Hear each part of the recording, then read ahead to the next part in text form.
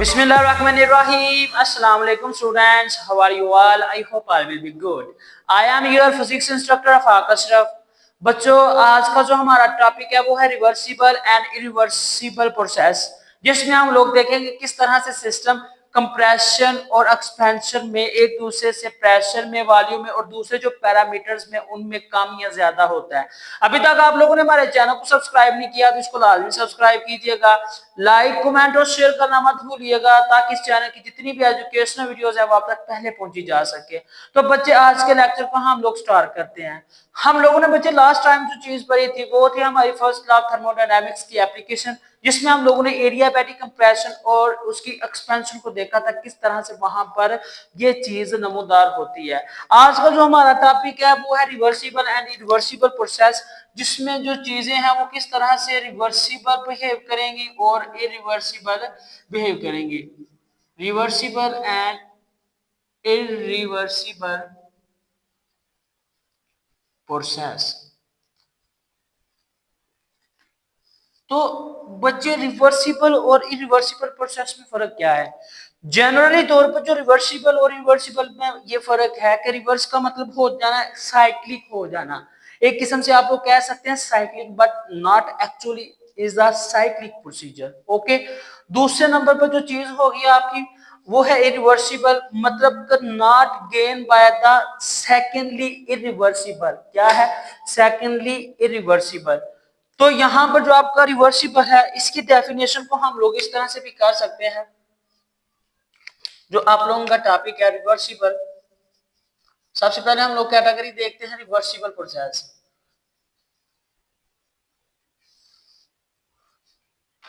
The reversible process is the process the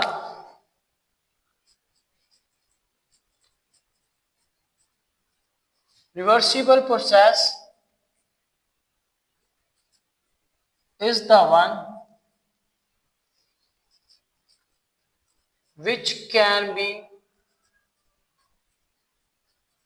retraced at exactly reverse without producing any change in the surroundings। बगैर अपने surroundings में किसी किस्म की change किए बगैर जो प्रोसेस वहां पर होगा वो क्या होगा बच्चा आपके पास? वो कहलाएगा आपका रिवर्सिबल प्रोसेस। क्या कहलाएगा? आपका रिवर्सिबल प्रोसेस। तो रिवर्सिबल प्रोसेस की जो डेफिनेशन वो क्या सकती है? हम लोग कह सकते हैं कि एक ऐसा रिवर्सिबल प्रोसेस, एक ऐसा reversible effect, a reversible is the one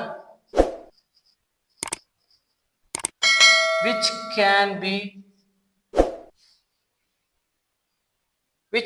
remain all things are procedure reversible। जो सारे के सारे जो प्रोसीजर्स हैं उनको रिवर्सिबल रखता है, या जिसमें सारे के सारे जो चेंज है which remains all the change reversible। यहाँ पर चेंज भी लिख सकते हैं which remains all the change reversible, that will be the known as the reversible procedure। क्या है? Reversible procedure. एक एग्जांपल की मदद से समझ लेंगे हम लोग, अपनी एक्सप्लेनेशन के हिसाब से देखते हैं कि क्या हो सकती है। फर्ज करें आपके पास एक सिलेंडर है। क्या है? आपके पास एक सिलेंडर है। इस सिलेंडर में कुछ पिस्टन्स हैं जो कि इंसुलेटेड मूवेबल पिस्टन्स है। कौन से हैं?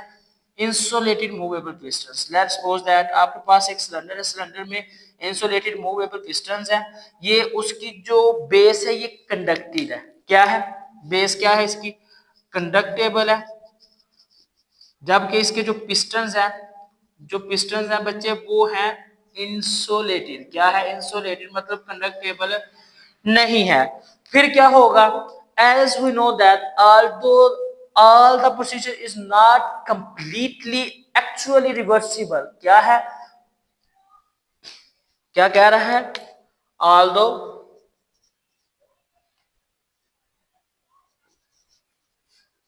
no actual process or change is completely reversible,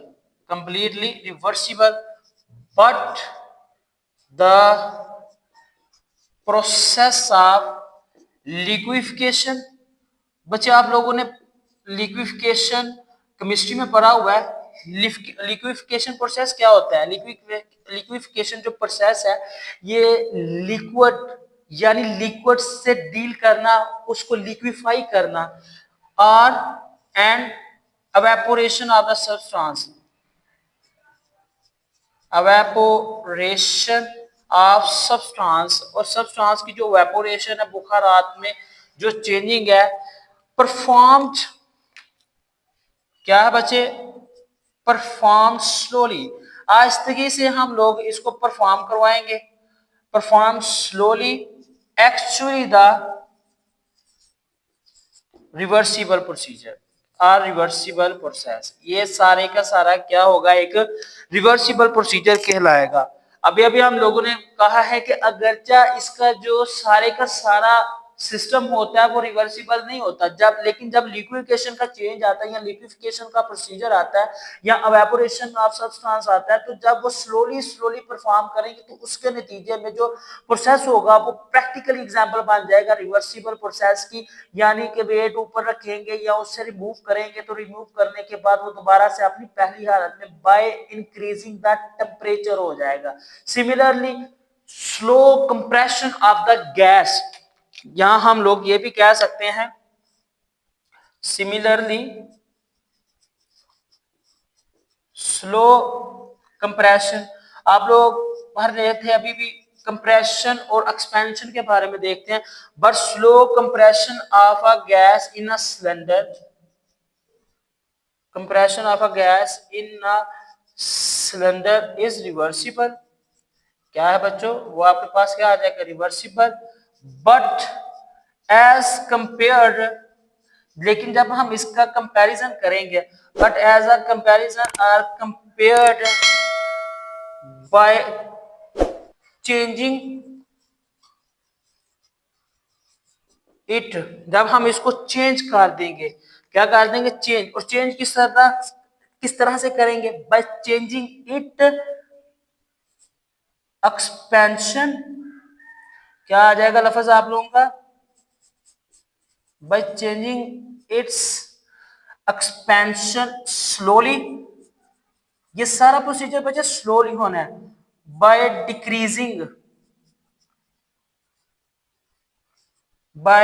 decreasing the pressure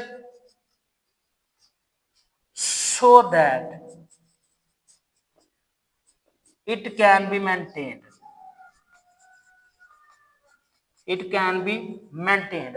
अब ये बच्चों मेंटेन कैसे होगा? याद रखना है कि जो आपके पास मेंटेन वाली थ्योरी या फिर आपके पास मेंटेन वाला लफ्ज है, इसका मतलब वहां पर जो इक्विलिब्रियम, थर्मल इक्विलिब्रियम हो रही है या मैकेनिकल इक्विलिब्रियम हो रही है, उनकी कंडीशंस को आप लोगों ने मुकम्मल तौर पर एक जैसा रखना है, मतलब उनको मेंटेन करके रखना है। लेकिन जब हम इसका प्रेशर डिक्रीज करेंगे तो पिस्टन्स क्या करेंगे? ऊपर की तरफ एक्सपैंड करेंगे, जैसा कि हम लोगों ने अपने प्रीवियस लेक्चर में देखा था। क्या किया था हम लोगों ने? अपने प्रीवियस लेक्चर में देखा था कि जैसे जैसे पिस्टन्स के ऊपर हम लोग वेट अप्लाई करते जाएंगे, पिस्टन्स एक दूसरे के करीब आते जाएंगे, यानी कि इसके ऊपर प्रेशर की मिकदार ज्यादा, लेकिन उसकी जो इसके अंदर जो पिस्टन्स हैं ये आपस में ज्यादा फोर्स है और टेम्परेचर को बढ़ा देंगे। लेकिन यहाँ पर हमारे पास इंसुलेटेड पिस्टन्स हैं, तो जब हम लोग प्रेशर को कम करेंगे तो उस लिहाज से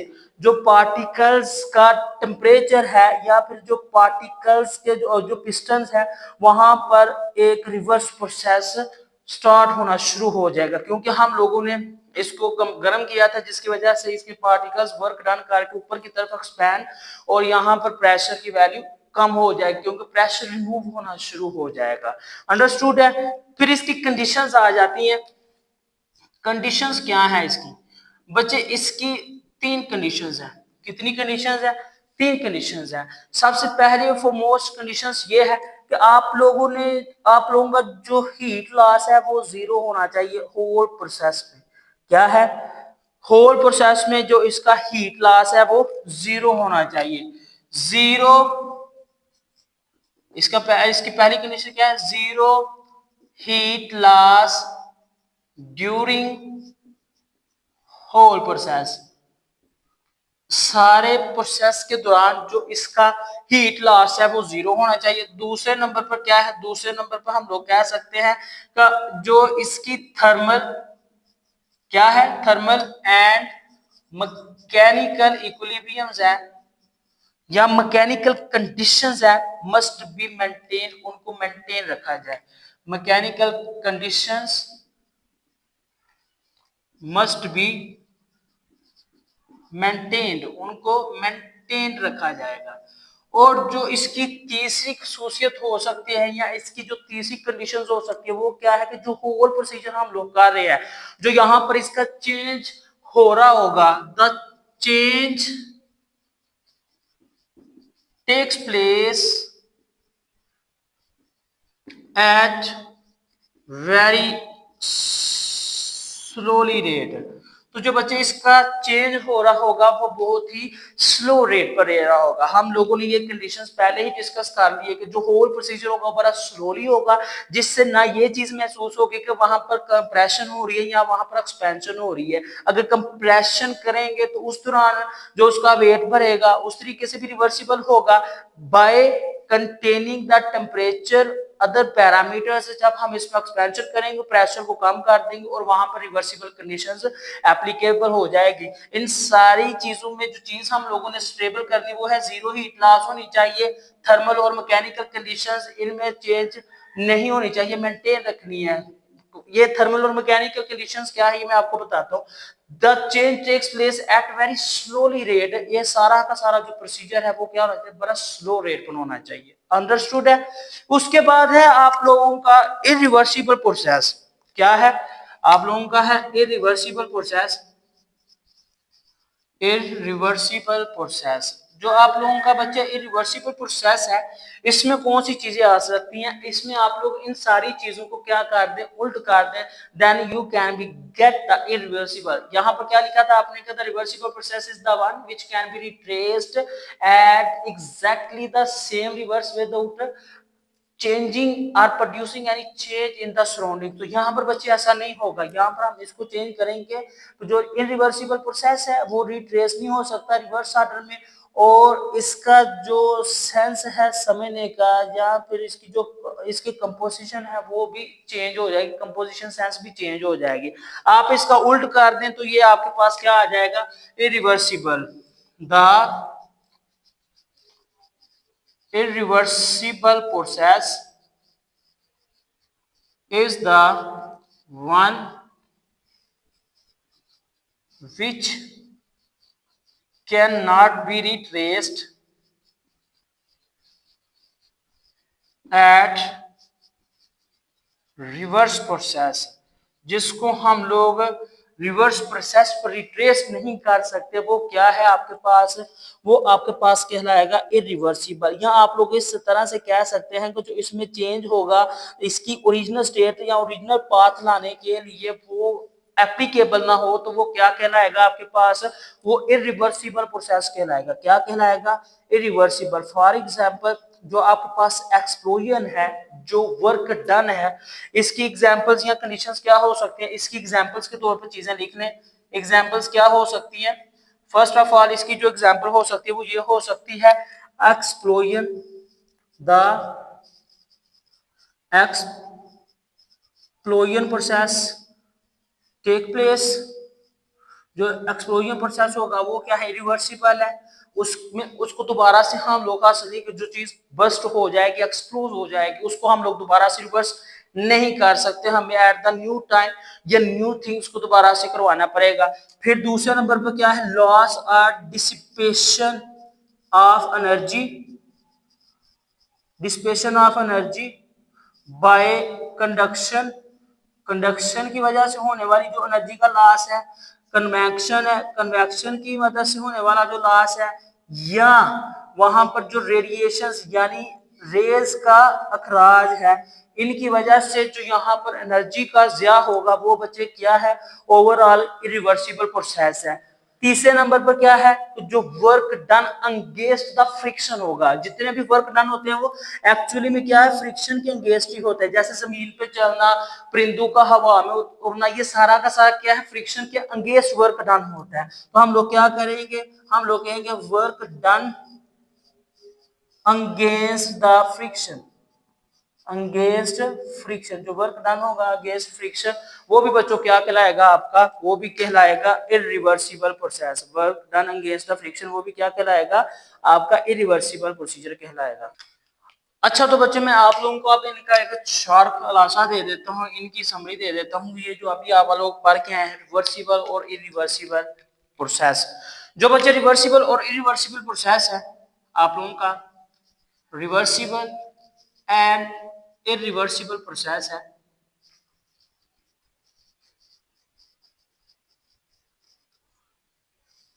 बच्चे मैं आपको इसके एक प्रैक्टिकल एग्जांपल और साथ में इसका थोड़ा सा खुलासा दूंगा शॉर्ट हैंड, ताकि आप लोगों को आपके प्रोसीजर में समझ आ सके। लेट्स सपोज दैट आपके पास जो है एक सिलेंडर है जिसमें गैस के पार्टिकल्स यानी पिस्टन्स एनक्लोज्ड है। क्या है, let's suppose that you have a cylinders. हम लोग चीजों को देखते हैं बाकायदगी के साथ। रिवर्सिबल में क्या होता है, सबसे पहले हम लोग करेंगे रिवर्सिबल कंडीशन। क्या है, रिवर्सिबल।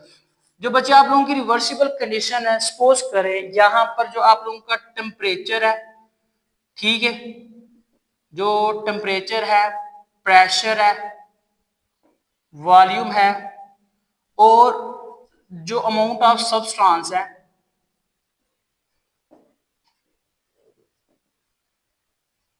और कांस्टेंट, ये आपके पास चीजें कांस्टेंट है।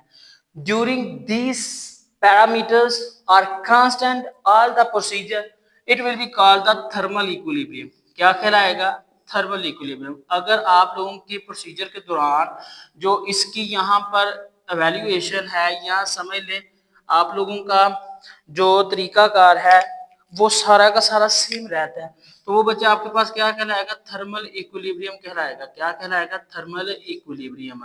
फर्ज करें आप लोग क्या करते हैं, हमारे पास एक प्रोसीजर है, हम लोग यहाँ पर कुछ वेट डाल देते हैं। फर्ज करें हम लोग सैंड के कुछ पार्टिकल्स इसके ऊपर डालना शुरू कर देते हैं। ये क्या चीज है आपके पास, सैंड यानी रेत।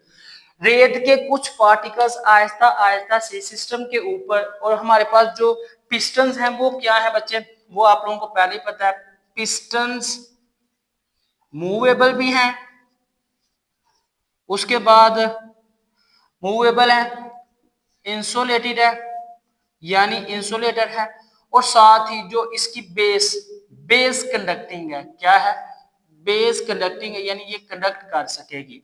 जब हम इसके ऊपर सैंड के ग्रेन्स डालते जाएंगे तो वहां पर जो पार्टिकल्स होंगे वो क्या होंगे, वो क्रीप आना शुरू कर देंगे।